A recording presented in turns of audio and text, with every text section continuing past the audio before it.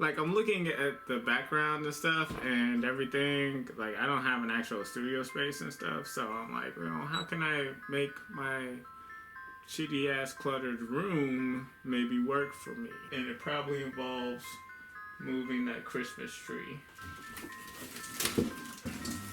Oh, this whole box is empty. That's right. Kickstarter has never really been something that I thought it was like something I felt I needed to do. I just really thought, you know, it's like, well, I don't need help, you know, getting my comic made. I write my comics, I draw my comics. Like, I don't need sponsorship or anything like that. And I've always felt, well, it's my responsibility to get my product printed and shipped and all that stuff. Like, you know, I don't want to put that on the consumers, you know, that's something I should be responsible for. But as I've grown older and wiser, I do see the benefits of a platform such as Kickstarter. These crowdfunding sites aren't just, you know, people with their hands out asking like, hey, help me, you know, make a comic. It's more so like a pre-order process that just, you know, basically proves that there's a, you know, a fandom, that there's an audience for a project, which then helps it get made. So yeah, you know, eventually I thought Kickstarter was cool, but still I wasn't the biggest fan of the Kickstarter like comic book process. Like, I don't know, maybe I'm being lazy, but I just, you know, that whole thing just feels like an exhausting process. Like, I don't want to have to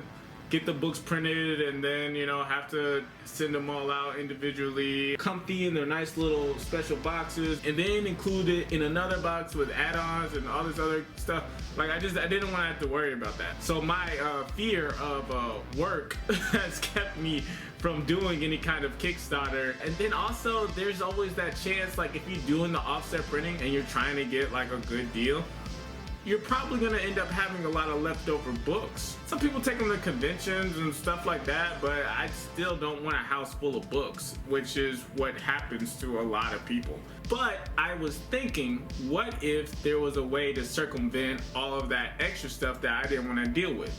I just want to make the comic, post it on Kickstarter, have people, you know, be interested in getting, you know, the books or maybe some bonus t-shirts that go with it. But I don't want to have to ship any of that stuff, right? I don't want to have to deal with that part. I just want to be like, okay, cool.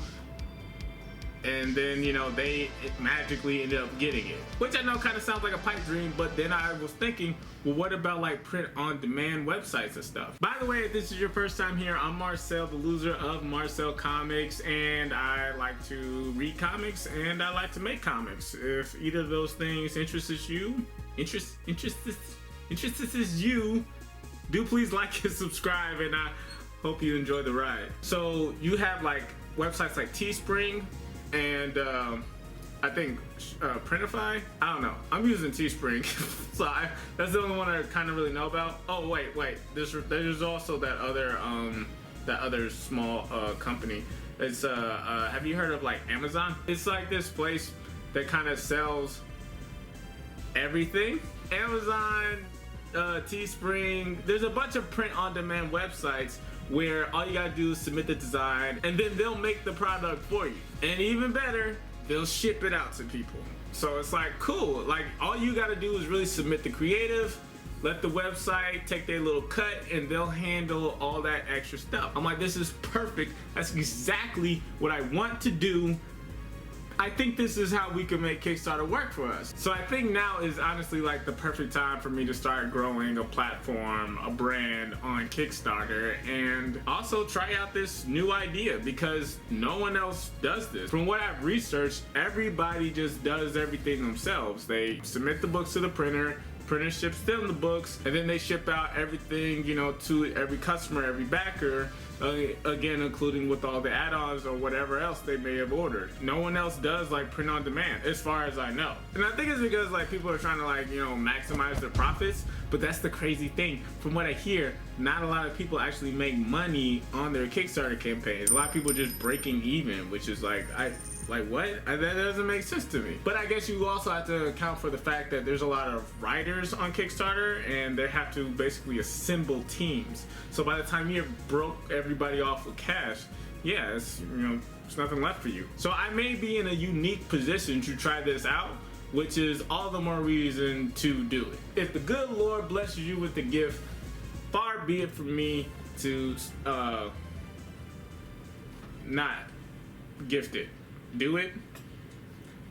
Look, God is good, God is great. Let me make this comic book. So with that being said, first I have to pick like what am I gonna do for my first Kickstarter book, and I have an idea for something that I think will really appeal to like mainstream audiences, especially like Kickstarter audiences. It'll have, you know, a good bit of action, a good bit of comedy, and a good bit of, you know, not safe for work, which is very popular on that website. I mean,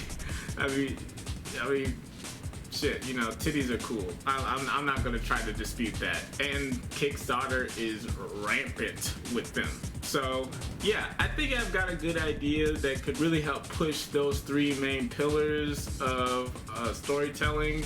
But first, I want to do something that's a bit more that doesn't require as much what you call work. I already told you I was lazy, so I don't. Yeah, we're on brand here. So in the past, I used to be like a comic strip creator mostly, basically. So I used to just make a lot of comic strip books, you know, just a bunch of little random goofy jokes that are, you know, not really an overall story, but they're still like funny, entertaining, and like I used to do a lot of them, and they would look mostly like this, right? But this isn't the book we're doing for Kickstarter. This doesn't matter.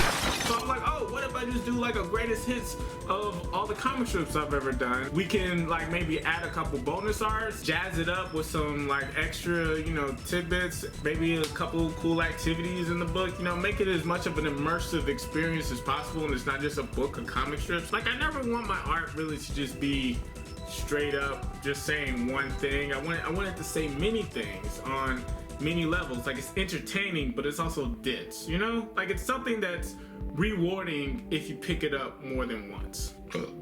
So I basically spent like a bunch of, like, maybe like a week putting together, like laying out all these different, you know, how the pages will be and where the bonus arts would be and all that other good stuff. And now I'm finally ready to create the launch page.